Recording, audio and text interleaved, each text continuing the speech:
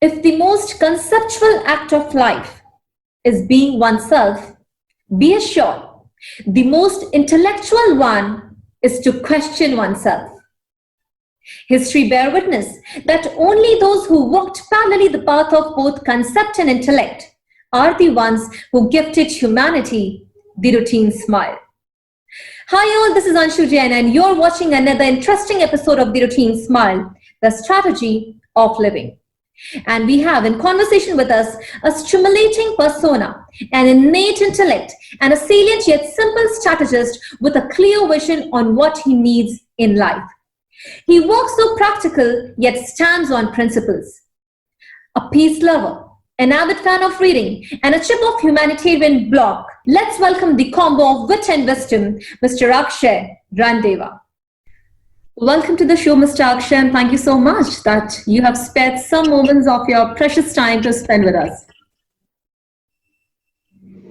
Thanks so much, Anshu. It's always a pleasure to speak to you and a pleasure to be on your show. Thank you, sir. So the first word that comes to my mind when I look at you or when I hear about you is genius. I would want to know, how would you define genius and where does the self-worth come from? I think you're being way too kind there. Genius is a bit of an overreach. In terms of the definition, I think I would think about it slightly more broadly. I know that the conventional definition of genius is more around the high IQ Mensa sort of story. I would define genius more in terms of exceptional abilities or skill sets in any sphere. You could be a genius on the guitar, you could be a genius with a cricket bat. So anybody who in any sphere can sort of take humanity forward, for me, is genius. Self-worth is a completely different story, I think, at least from my point of view. I think self-worth comes from self-awareness. It is an understanding and acceptance of what I know and what I don't know. So I need the confidence that I can add value on stuff that I know, and the acceptance that what I don't know does not diminish me as a person, right? I can always ask, I can always learn. I think self-worth is more about that acceptance of yourself, whereas genius is more about your abilities in any sphere. I guess this is what is known as genius, wherein you are able to put complex things into simpler terms and not complex or simpler things. That is something that what makes you genius. Well, strategy, economics, entrepreneurship, finance, leadership, negotiation, decision making, and the list continues. Territories of education conquered one after another, and still you are continuing to do that. There's so much of investment of time, effort, and energy into education. I would want to know, you have got enormous experience at the same time, but what is more important in life, education or experience?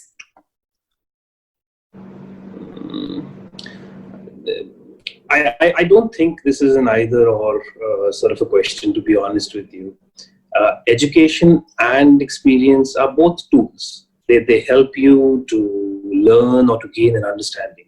They're both extremely critical and they both complement each other. The world, especially nowadays, it's changing. It's always been changing. The pace of that change is accelerating. And there's no point in trying to recreate every view. So it's always good to understand the theory and the frameworks. But no theory, no framework can be applied as is. There's no copy-paste. I think experience is the art of applying this knowledge. Right? It's the art of knowing which bits to apply, which bits to modify, and which bits to discard or to ignore for that particular use case. So I think experience is sort of the context in which knowledge is applied. And that setting can't be predicted or planned for, right? So every time you start something new, you want to figure out where the world's at. So you want to get theory, you want to get the frameworks, you want to get the mental models. But then to actually learn to apply them and use them to add value, that's where experience comes in. Right, as it is rightly stated and been explained by you. And we have heard it as well, that education is a lifelong experience.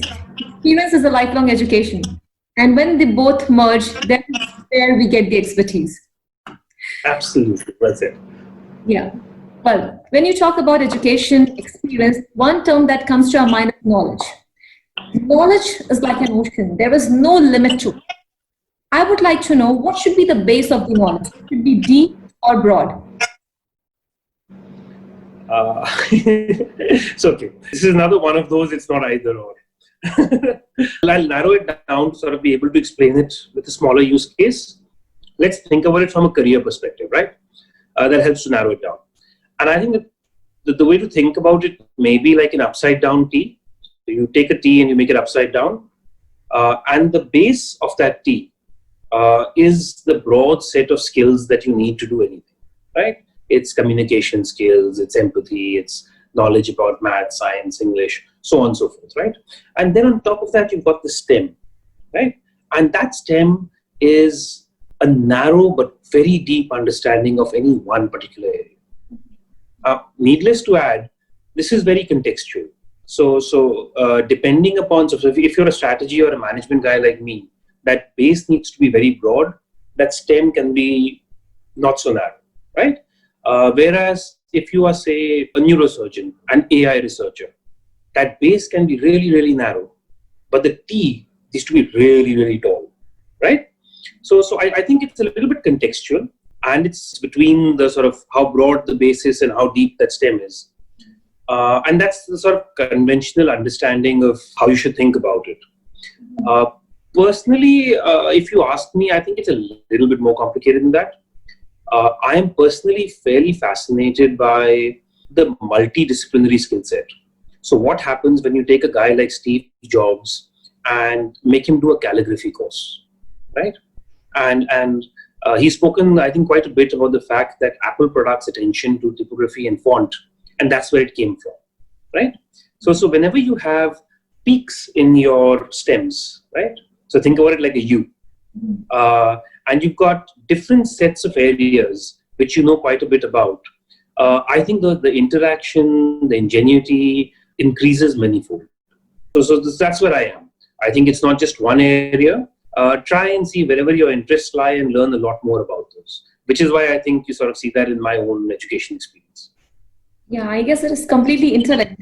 It depends on the scenario, it depends on the situation, as it is very rightly explained by you. Well, I've been following your page and reading a lot about the subject that you write about, that you keep sharing about. I've been seeing you talking a lot about technology. We have touched moon, we have conquered oceans, we have learnt fire, though technology claims to bring the world closer as a family. But the irony remains that it has taken us far apart from even our own family. Is technological advancement a net positive or a net negative? Okay, so you're absolutely right. I feel fairly strongly about this one. I'm a bit of an angel I moonlight as an angel. And I'm strongly convinced that technological advancement is definitely a net positive. But allow me to sort of step back a little bit. I don't think technology is just about social media platforms. Right? I think technology started with the Industrial Revolution. It includes industry, health, computing, networking, communications, that whole shebang, right? Given this sort of larger perspective, this is a book which hit the New York Times bestseller some months back called Homo Deus by a guy called Yuval Harari. And I like the way he started that book off, right? Because I think he sets the context well. And he talks about that for thousands of years, the biggest issues facing humanity have always been famine, plague, and wars.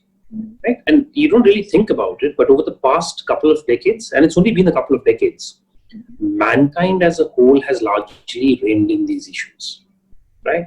So diseases that were considered fatal a couple of decades back are treatable now. Right? I'll give you a more sort of current example. Imagine the COVID. Right? Imagine this pandemic happening 15 years back. Imagine pandemic in the reign of no social media platforms, no e-commerce, no work from home, no VPNs, no conference calls, no cloud-based architecture, right? And I think the damage to the world would have been a lot more, right? And see the way technology has helped us get over it.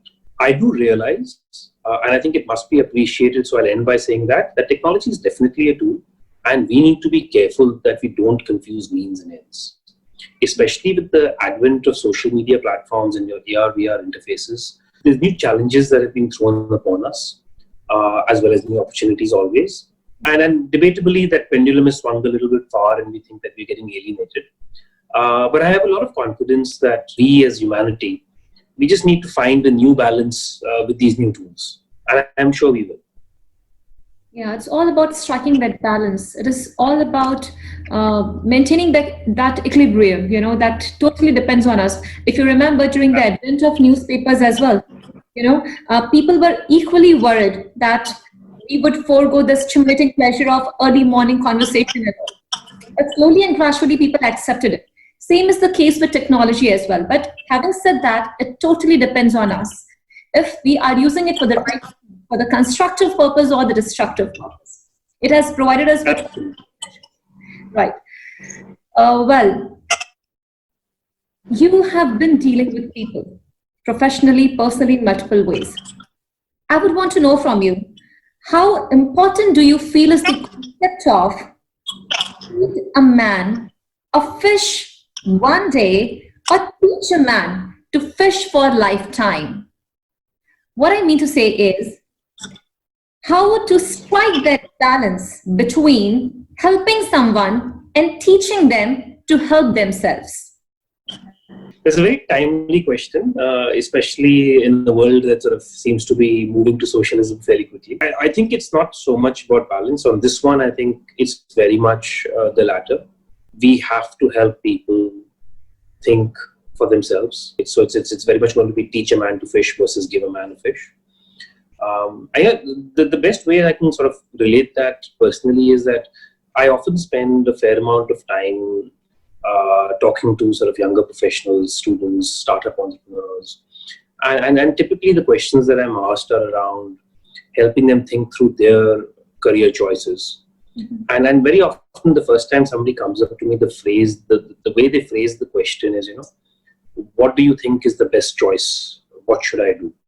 And it always takes a little bit of time for them to sort of recognize that I'm not going to give them an answer. I always have to work with them a little bit for them to appreciate that there is no right answer.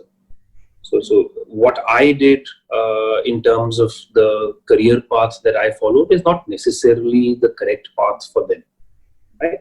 And it's always a very interesting conversation when you start having the conversation. You ask them, so what do you want to do? What do you think is right for you? And I realized afterwards, because these kids, they're young guys, right? They take advice from a lot of people. The advice that sticks is the stuff that they figure it out for themselves. I mean, think about yourself. How many, these old, wise, gray-haired people have come to you and given you life advice? And how many of them have you actually listened to? People there is no shortage of advice. You don't listen to it. Mm-hmm. What you do follow is if somebody helps you figure it out for yourself. And I think that's what we need to be doing. But instead of preaching at them and talking at them that you should all do X, Y, Z and so on and so forth, you got to sit them out, spend some time listening to them and ask them, what do you want to achieve? How do you think you're going to get there? And you'll be surprised. Most of them are able to figure it out for themselves. Yeah. Mm-hmm. They're slightly younger. They're as smart as we are. Mm-hmm. Correct. I don't know if that helps you out. Well, definitely. I would want to relate it to something what you just now mentioned. So recently I had another interview wherein I was in conversation with a gentleman called Aditya Maheshwaran. He was again a management consultant and a public speaker. He exactly replicated what you said, that wisdom or knowledge. Wisdom is something which cannot be gained, which cannot be purchased. It is something which can be acquired only via self-effort. So how much ever you try to explain others, they would not be able to get it until and unless they're going through that process of self-analyzing and understanding on their own.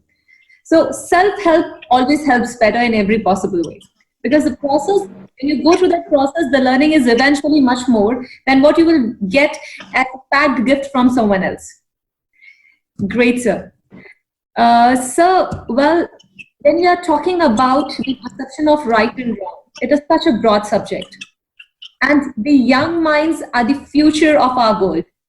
What would be the best way to train them, to explain them? Definitely here self-help might help, but not that much.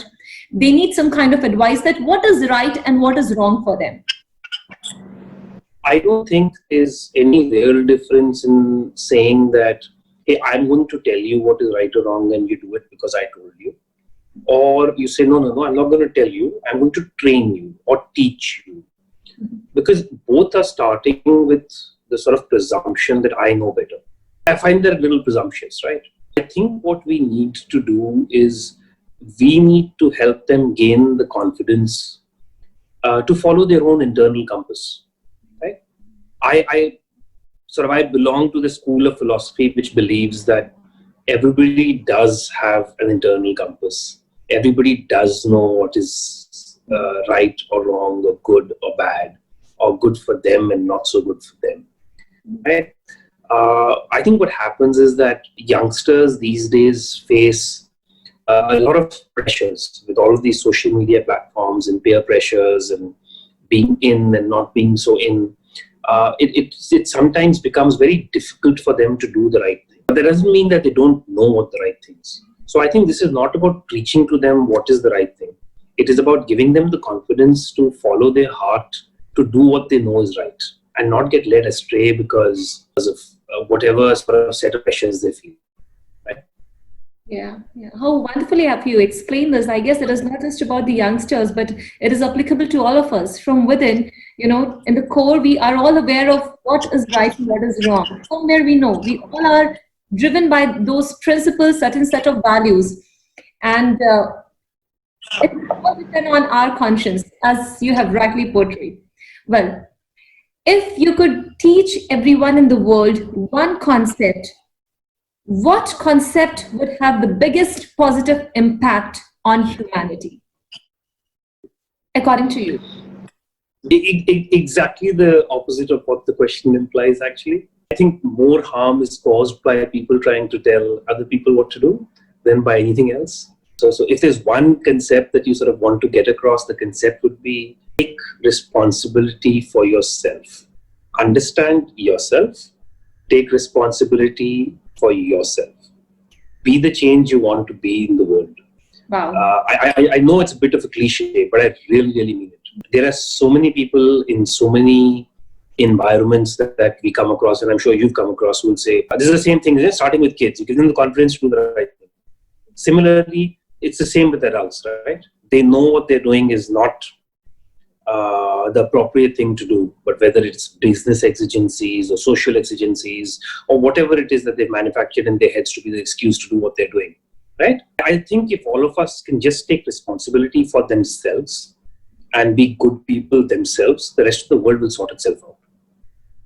Yes. Wow, it's so wonderful. It's all about taking the responsibility, for oneself. And if we just take our responsibility, the world automatically will become a responsible place to be in.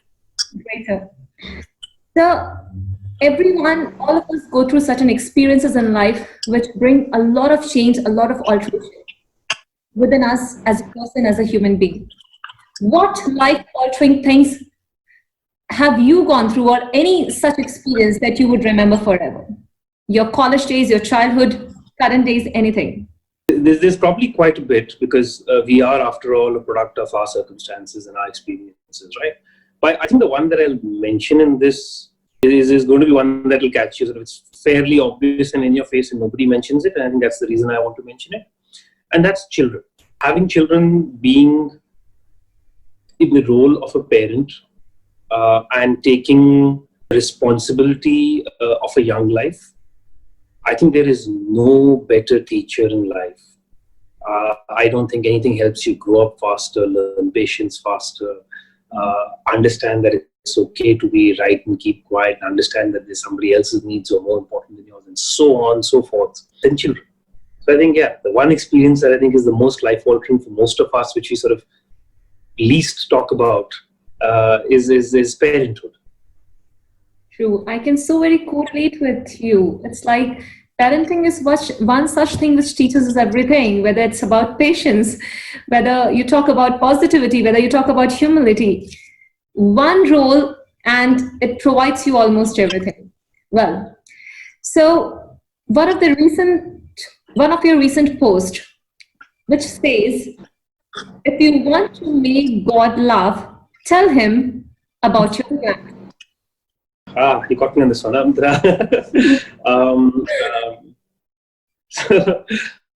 So my posts are sort of somewhat typical mostly, as are most of ours. I think I do have a point, right? I think the point is that this doesn't contradict coming from a guy who runs strategy, right? I firmly believe that the first casualty of war is the plan, right? So I think Mike Tyson was asked about what is your game strategy when you're going for some big boxing match, and he said all game strategy goes out of the window the minute you get punched in the nose. Right? What I'm trying to say is that plans are not important, but planning is pretty much the most important thing an organization can do.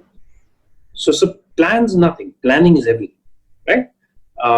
I think this is a bit about that. The idea is that in today's world, the irony of thinking that I'm going to make a plan and then I'm going to sort of put it over there and sort of, do the arti to it and say, hey, I have a plan now. It's a 5-year plan. That world no longer exists, right?